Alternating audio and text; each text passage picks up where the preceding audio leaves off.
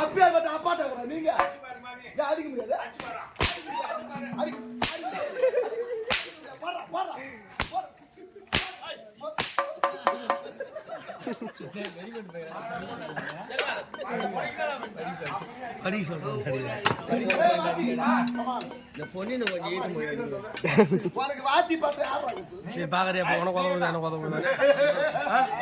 எவ்வளோ 1000 ரூபாய் பந்தி மேல தழும்பு சொல்றேன்.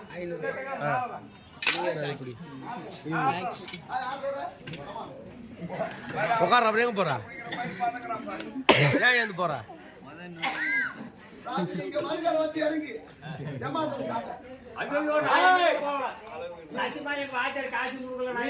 தலைவாச முன்னி இப்படியே தரும் போதே நான் கண்டுபிடிச்சேன். நிறைய வச்சுக்கிட்டேன்.